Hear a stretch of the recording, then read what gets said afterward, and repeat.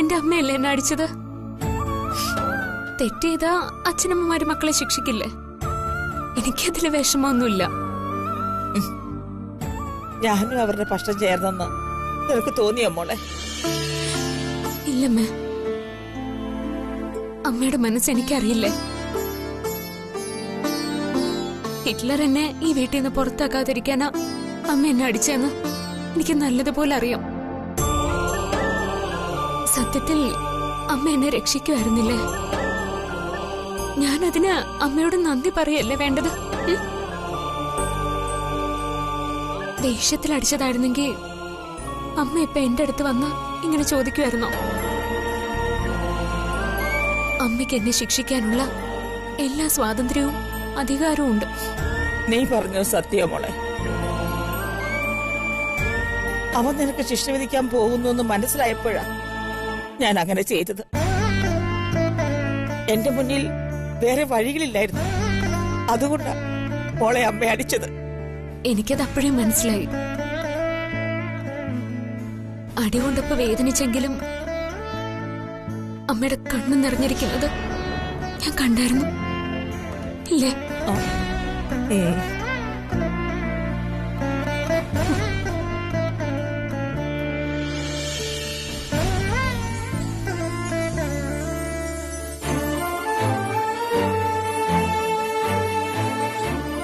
മോളെ, നിന്റെ മരുമക്കളുടെ മുന്നിൽ വെച്ച് ഞാൻ നിന്നെ അപമാനിക്കുക ചെയ്തത്. പക്ഷേ ഡി.കെയുടെ ഭാഗത്ത് നിന്ന് ചിന്തിച്ചപ്പോ അവൻ അനുഭവിക്കുന്ന വിഷമം ഓർത്ത് എനിക്ക് സങ്കടം വന്നു. സ്വന്തം ജീവനെ പോലെയാ ഡി.കെ കുടുംബത്തെ ചേർത്ത് പിടിക്കുന്നത്. അവനെ കുടുംബവും ഇവിടെയുള്ളവരെ കഴിഞ്ഞിട്ടേ ഉള്ളൂ മറ്റെന്തും. ഈ കുടുംബത്തിനുള്ളിലെ ബന്ധങ്ങൾക്ക് മേൽ ഒരു പോറിലേൽക്കുന്ന പോലും എന്റെ പോലെ സഹിക്കാൻ കഴിയില്ല. അതെനിക്കറിയാം. അമ്മ എന്നെ തല്ലിയതുകൊണ്ടാ ഹിറ്റ്ലർ ഒന്ന് ശാന്തനായത്. അല്ലെങ്കിൽ എന്നെ ചവിട്ടി പുറത്താക്കിയനെ. എല്ലാരും കൂടി ഒന്നിനും കൊള്ളാത്തവളെന്ന് പറഞ്ഞ് കളിയാക്കിയപ്പോ, അവഹേളിച്ചപ്പോ ഞാൻ അവരുടെ വലയിൽ വീണുപോയെന്നുള്ളത് സത്യം. ഞാനും അതിന് മറുപടിയായിട്ട് എന്തൊക്കെയോ പറഞ്ഞു.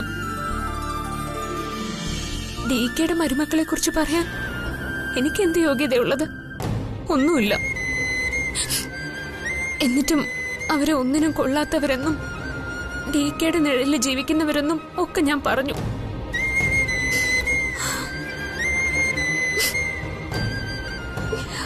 അതൊന്നും ഞാൻ പറയാൻ പാടില്ലായിരുന്നു. എനിക്കതിനുള്ള എന്ത് യോഗ്യത അമ്മയുള്ള? ഞാൻ വെറൊരു ബേക്കറിക്കാരിയല്ലേ. പണം കൊണ്ടോ കുടുംബ മഹിമ കൊണ്ടോ ഒന്നും ഈ കുടുംബത്തിന് ചേരാത്തവള്. വെറും യൂസ്ലെസ്. സത്യത്തില് അവർക്ക് പറ്റിയ അബദ്ധത്തിൽ നിന്നും അവരെ രക്ഷിക്കാൻ വേണ്ടിയാ ഞാൻ ശ്രമിച്ചത്. പക്ഷെ പറഞ്ഞു വന്നപ്പോ നിയന്ത്രണം അങ്ങ് വിട്ടുപോയി. എന്റെ സമയം ഇപ്പൊ തീരെ ശരിയല്ലമ്മ. മോള് സങ്കടപ്പെടണ്ട, ഇതൊക്കെ മാറും. ഡി.കെ നിന്നെ ഇഷ്ടപ്പെടും, അമ്മയ്ക്ക് ഉറപ്പുണ്ട്. ഇല്ലമ്മ, ഒന്നും തോന്നലല്ല. ഇതൊന്നും അത്ര പെട്ടെന്നൊന്നും മാറുകയില്ല.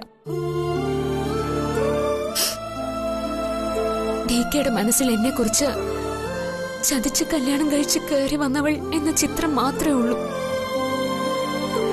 ഞാൻ ഈ വീട്ടിൽ നിന്ന് ഇറങ്ങി പോകുമ്പോഴും അത് മാത്രമേ ഹിറ്റ്ലറിന്റെ മനസ്സിലുണ്ടാവൂ. മോളെ, മുകളിലിരിക്കുന്ന ദൈവം ഒന്നും അറിയാതെയല്ല ആളുകളെ തമ്മിൽ ചേർത്ത് വെക്കുന്നത്. ചേരേണ്ടത് ആരൊക്കെ തമ്മിലാണെന്ന് ദൈവത്തിന് നന്നായിട്ടറിയാം. ചിലപ്പോ തമ്മിലടിക്കും, പരസ്പരം വഴക്കിടും, പിണങ്ങും, ഇണങ്ങും ഒക്കെ ചെയ്യും. പക്ഷെ കുറച്ചു കഴിയുമ്പോ എല്ലാം ഭംഗിയായിട്ട് തീരുകയും ചെയ്യും. എന്റെ മോന്റെ മനസ്സിൽ നിന്നെക്കുറിച്ചുള്ള ഇപ്പോൾ ഉള്ള ചിത്രം മാറണം. അത് മാറ്റാൻ നീ തന്നെ മുൻകൈ എടുത്തേ പറ്റൂ. ഞാൻ എന്ത് ചെയ്യണോന്ന് അമ്മ പറയുന്നേ? അതൊക്കെ നീ തന്നെ ആലോചിച്ച് എന്ത് വേണമെന്ന് വെച്ചാ അത് ചെയ്തു. പക്ഷേ അവന്റെ മനസ്സിൽ നിന്നെക്കുറിച്ചുള്ള ചിന്ത മാറണം. നിന്നെ അവന് ഇഷ്ടമാകണം. എനിക്കത്രേ വേണ്ടൂ. അത് നിന്നെ കൊണ്ട് സാധിക്കും. I am sure. ബേട്ടി, നീ ഈ വീടിന്റെ മരുമകളാണ്. Mrs Hitler.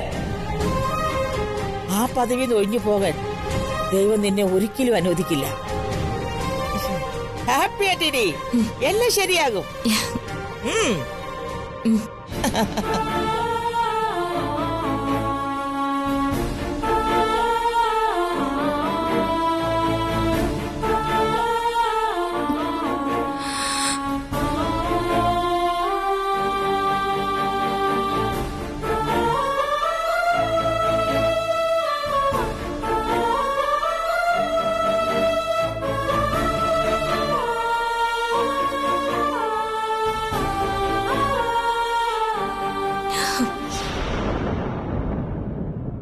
ശരി തിരുമേനി, പറഞ്ഞതെല്ലാം എഴുതി വെച്ചിട്ടുണ്ട്.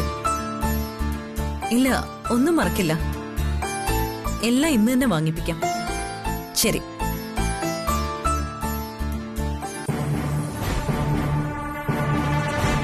എന്താടി? സോറി മായേ, ഇങ്ങനെയൊക്കെ സംഭവിക്കുമെന്ന് ഞാൻ വിചാരിച്ചില്ല. പിന്നെ നീ എന്താ വിചാരിച്ചത്? ഡിക്കെയും മരുമക്കളെയും തമ്മിൽ തെറ്റിക്കാവുന്നോ? എന്നിട്ട് ഞങ്ങളെയും ഭർത്താക്കന്മാരെയും ഇവിടെ ഇറക്കി വിടാവുന്നോ? അതാണോ നീ ആഗ്രഹിച്ചത്? ഈ കുടുംബം നശിച്ചിട്ട് എനിക്ക് എന്ത് കിട്ടാനാ മായേ? നിങ്ങളെല്ലാവരും ഒരുമിച്ച് ജീവിക്കുന്നത് തന്നെയാ എന്റെ ആഗ്രഹം. മതി നിന്റെ അഭിനയം. ഞങ്ങളെല്ലാം ഇവിടെ ഇറക്കി വിട്ടിട്ട് അന്തപുരത്തിലെ റാണിയായിട്ട് വിലസാവുന്നല്ലേ നീ കരുതിയത്?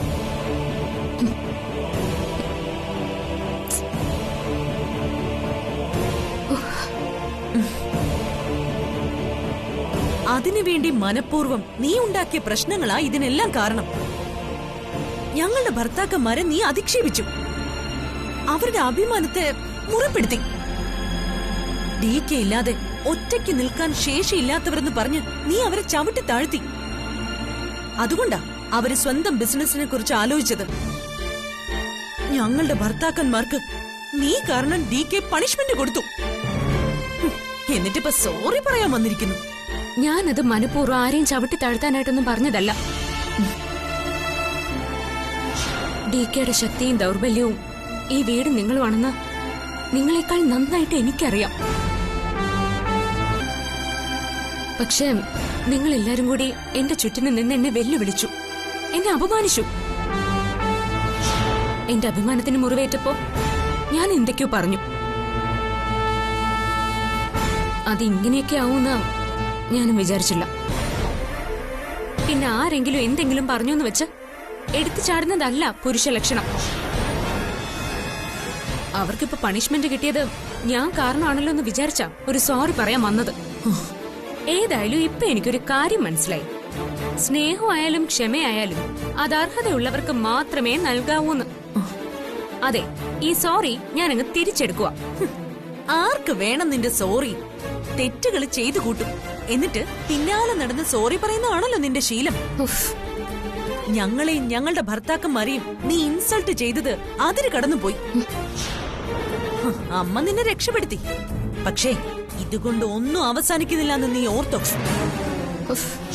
ഇനി ഈ വീട്ടിൽ നടക്കുന്ന ഒരു ചടങ്ങിലും നിനക്കൊരു റോളും ഞങ്ങൾ തരില്ല. ആണോ? അങ്ങനെയാണോ? കഷ്ടായി പോയല്ലോ. നീ എന്താ കളിയാക്കാണോ? അയ്യോ, നിന്നെ കളിയാക്കാൻ ഞാൻ ആരാണാവോ?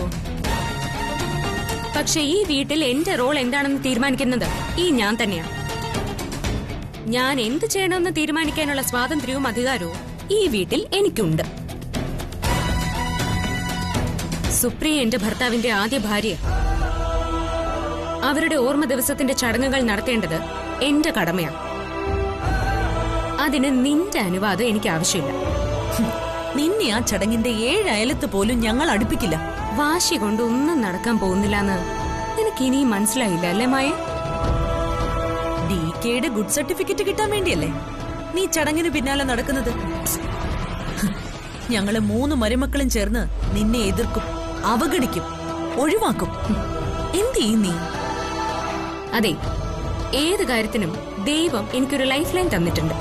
ഈ ചടങ്ങിലും എനിക്കത് തന്നെ മതി. സുപ്രിയയുടെ ചടങ്ങിൽ പങ്കെടുക്കുന്നതിൽ നിന്ന് എന്നെ ഒഴിവാക്കാൻ നിങ്ങൾ മരുമക്കള് 3 പേരും കൂടി കിണഞ്ഞു ശ്രമിച്ചാലും അത് നടക്കില്ല. നടത്താൻ നീ ഒന്ന് ശ്രമിച്ചു നോക്ക്.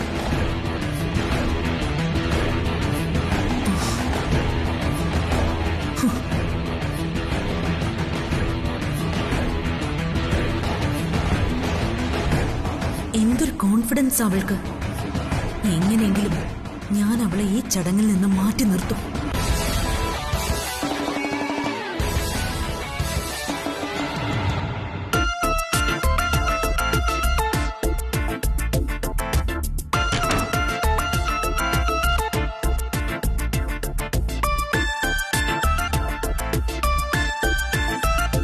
ശ്ശോ, ആ മായയോട് വെറുതെ ചലഞ്ച് ചെയ്തു.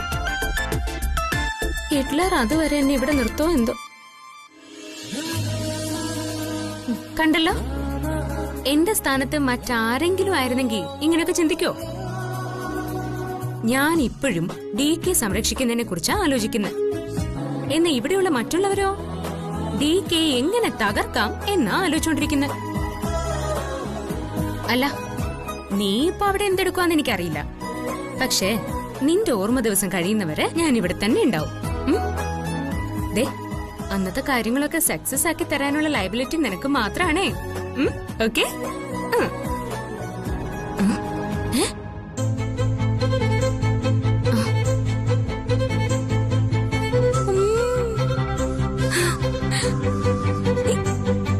സുപ്രിയേ, ഈ പാല് നീ ഉണ്ടാച്ചതാ?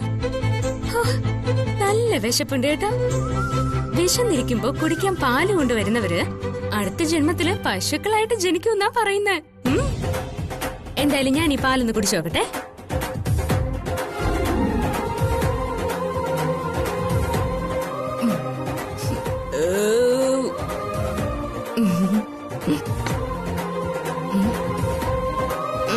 പോരാ.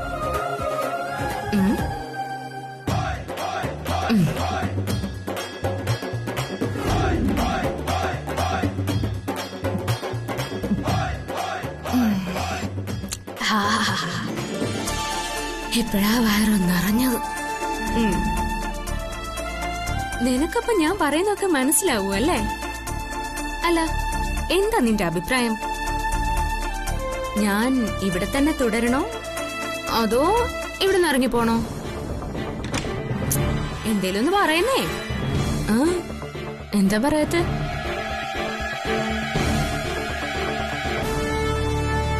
ബേക്കറിക്കാരി, നീ എന്തായി കാണിച്ചത്? ഞാൻ എന്ത് ചെയ്തു? പാല് കുടിച്ചു, അല്ലാതെ ഞാൻ എന്ത് ചെയ്തു? 2 ഗ്ലാസ്സിൽ പാല് വെച്ചിരുന്ന അതിന്റെ അർത്ഥം എന്താ? പാല് കുടിക്കണം, അല്ലാതെ എന്താ അർത്ഥം? അത് ശരി, 2 ഗ്ലാസ്സിലുള്ളതും കൂടി ഒരാൾ ഒരുമിച്ചെടുത്ത് വിഴുങ്ങണം എന്നാണോ അതിന്റെ അർത്ഥം? അത് 2 പേർക്കുള്ളതാണെന്ന് മനസ്സിലാക്കണം. ഓ, അങ്ങനെ. ഇത്രയ്ക്ക് യൂസ്ലെസ് ആണോ നീ? ഒന്ന് നിർത്തുന്നുണ്ടോ? ഹേ, യൂസ് ഇല്ലാത്ത ഒരു വസ്തുവും ഈ ഭൂമിയിലില്ല. എപ്പോഴും ഇങ്ങനെ യൂസ്ലെസ് യൂസ്ലെസ് എന്ന് പറയാതെ. അന്നത്തെ പോലെ ഞാൻ കള്ളൊന്നും കുടിച്ചില്ലല്ലോ, പാലല്ലേ. നിനക്ക് മാനേഴ്സ് തീരെയില്ല. ഒരു ഗ്ലാസ് പാലിന് വേണ്ടിയാണോ ഇങ്ങനെ വഴക്കുണ്ടാക്കുന്നേ? കുഞ്ഞായിരുന്നപ്പോ പോലും പാലിന് വേണ്ടി ഞാൻ ഇത്രയും അടി ഉണ്ടാക്കിയിട്ടില്ല. നിങ്ങൾ എന്താ പാല് കണ്ടിട്ടില്ലേ? എന്താ എന്താ പറഞ്ഞു? അല്ല, ഈ വീട്ടിൽ ഒരു ഗ്ലാസ് പാല് കുടിക്കണമെങ്കിൽ പോലും കണക്ക് പറയണോ എന്നാ ഞാൻ ചോദിച്ചത്. ഇത്രയും വയലൻസ് ഞാൻ വേറെ എവിടെയും കണ്ടിട്ടില്ല. ഇത് വയലൻസ് ആണോ? പിന്നല്ല, സൈലൻസാ. നീ ഒരു ന്യൂസൻസ് ആണ്. നോൺസെൻസ്. എന്റെ പൊന്നി ഹിറ്റ്ലറെ, സുപ്രിയയുടെ ശ്രാദ്ധ ദിവസം എങ്ങനെ ഗംഭീരാക്കണമെന്ന് ആലോചിച്ചോണ്ടിരിക്കുവാ ഞാൻ. അപ്പോഴാ നിങ്ങൾ ഒരു ഗ്ലാസ് പാലിന് വേണ്ടി കണക്ക് പറയുന്നത്. നിന്നോട് അതിലൊന്നും ഇടപെടണമെന്ന് ഞാൻ നേരത്തെ പറഞ്ഞല്ലേ. സോറി ഹിറ്റ്ലർ, അമ്മ പറഞ്ഞ എനിക്ക് അനുസരിക്കാതിരിക്കാൻ പറ്റില്ല. അമ്മ എന്നോട് പറഞ്ഞത് വേണ്ടുന്ന കാര്യങ്ങളൊക്കെ നോക്കി കണ്ടങ്ങ് ചെയ്യാൻ. വേണ്ട, നീ സുപ്രിയയുടെ ഒരു കാര്യത്തിൽ ഇടപെടേണ്ട ആവശ്യമില്ല. എനിക്കത് ഇഷ്ടമല്ല. അമ്മയോട് ഞാൻ പറഞ്ഞോളാം. അല്ല ഹിറ്റ്ലറെ, അതല്ല ഞാൻ പറയുന്നേ. ഇനി നീ ഒന്നും പറയണ്ട. വേണ്ട സമയത്ത് എന്താ ചെയ്യേണ്ടതെന്ന് എനിക്കറിയാം.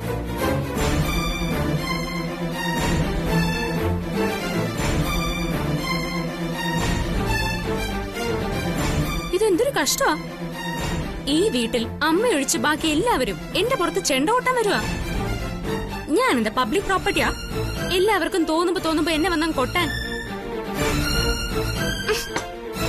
ആരെന്ത് തെറ്റ് ചെയ്താലും അതെല്ലാം പാമ്പിനെ പോലെ വന്ന് വീഴുന്നത് എന്റെ കഴുത്തില്.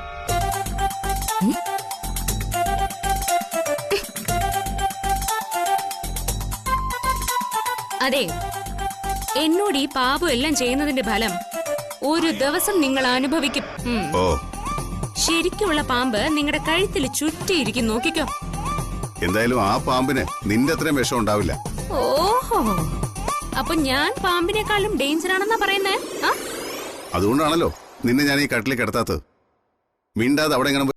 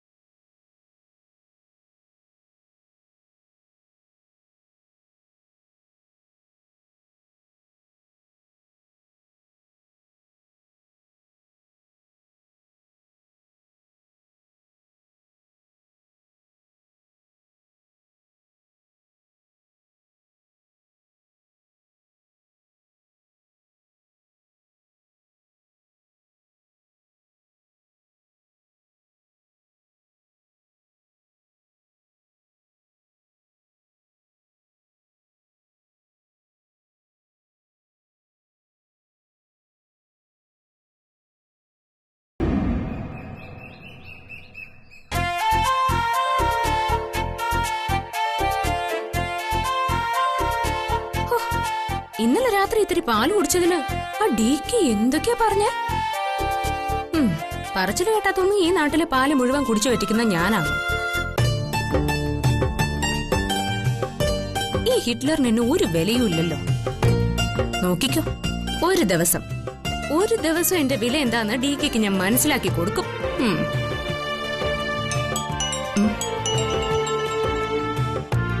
പരിചയമില്ലാത്ത നമ്പറാണല്ലോ. ഹലോ ഹലോ, ഇത് മിസ്സിസ് ജ്യോതിയുടെ ഫോണല്ലേ? അല്ലല്ലോ, മിസ്സസ് DKയുടെ ഫോണാ. നിങ്ങൾ ആരാ വിളിക്കുന്നേ? സോറി മാഡം, ഇത് ദേശം ഫിലിംസിന്റെ ഓഫീസിൽ നിന്ന്. എന്ത് ഫിലിംസ്? ദേശം ഫിലിംസ്. ഞങ്ങളൊരു പുതിയ സിനിമ നിർമ്മിക്കാൻ പോകുന്നു. നിങ്ങൾ ഓഡീഷന് ഫോട്ടോ അയച്ചിരുന്നല്ലോ, ആ കമ്പനിന്നാ. അയച്ചിരുന്നു. പറയൂ. ഞങ്ങളുടെ പ്രൊജക്ടിന് വേണ്ടി ഒരു നായിയെ നോക്കിക്കൊണ്ടിരിക്കുക. അതിനിടയില നിങ്ങളുടെ ഫോട്ടോ ശ്രദ്ധിച്ചത്. ഞങ്ങളുടെ ഓഡീഷന് പങ്കെടുക്കുന്നതിനായി നിങ്ങൾ ഇന്ന് ഞങ്ങളുടെ ഓഫീസിലെത്തണം. ഇന്നോ? ഇന്നിപ്പോ എങ്ങനെ വരും? ഇന്നാണ് ഓഡീഷൻ, 11 മണിക്ക് ഷേണായി റോഡിലുള്ള ദേശം ഫിലിംസിന്റെ ഓഫീസിൽ. ആരാ ഹീറോ? പൃഥ്വിരാജോ ദുൽഖർ സൽമാനോ? ഇവർ രണ്ടുപേരും അല്ല, പുതുമുഖോ? അതെ, സോറി കേട്ടോ, എനിക്ക് അഭിനയിക്കണം എന്നൊക്കെ ആഗ്രഹമുണ്ട്. പക്ഷേ മമ്മൂട്ടി, മോഹൻലാൽ, പൃഥ്വിരാജ്, ഫഹദ് ഫാസിൽ, ദിലീപ് തുടങ്ങിയവരുടെ കൂടെ ഞാൻ എന്റെ ആദ്യ ഫിലിം ചെയ്യുന്ന ശപഥം ചെയ്തു പോയി. അത്തരം എന്തെങ്കിലും ഓഫർ വരുമ്പോ പറയണം കേട്ടോ. ആ ശരി.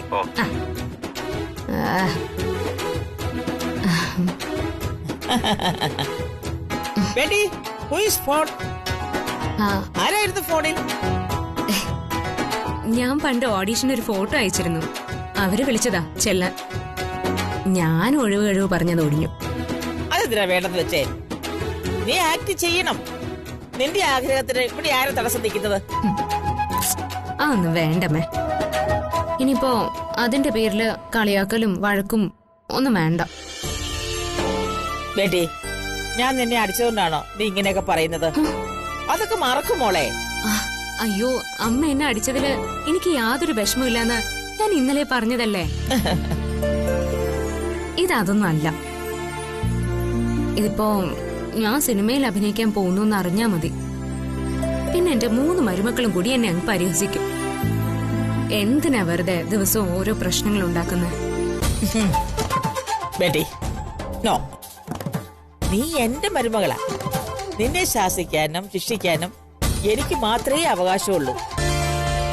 So you cute beautiful girl. അന്നേ നീ ആ സീതയുടെ വേഷം കെട്ടിയപ്പോഴേ നീ ഭയങ്കര സുന്ദരിയായിരുന്നു. അഭിനയായാലും ഡാൻസ് ആയാലും നീ അത് ഭംഗിയായിട്ട് ചെയ്യും. ദേ, നിനക്കേ ഫുൾ സപ്പോർട്ട് ഞാനുണ്ട്. നീ ധൈര്യമായിട്ട് ഇറങ്ങ്. ഇപ്പൊ നിന്നെ പരിഹസിക്കുന്നവർ തന്നെ നാളെ ഞങ്ങളുടെ വീട്ടിൽ ഒരു വലിയ ഹീറോയിൻ ഉണ്ടെന്ന് അന്തസ്സോടെ പറയുന്ന ഒരു കാലം വരും. നീ സമ്മതിക്കുമോളെ? ധൈര്യമായിട്ട് പോയി അഭിനയിക്ക്. ഇത് വെറും ഒരു ഓഡീഷൻ അല്ലേ അമ്മ? ചിലപ്പോ പോയിട്ട് ചാൻസ് കിട്ടിയില്ലെങ്കിലോ? നിനക്ക് കിട്ടാതെ ആർക്ക് കിട്ടാനാ? നിന്റെ അത്ര ആക്ടിങ് ആർക്കറിയാം? I pray for you.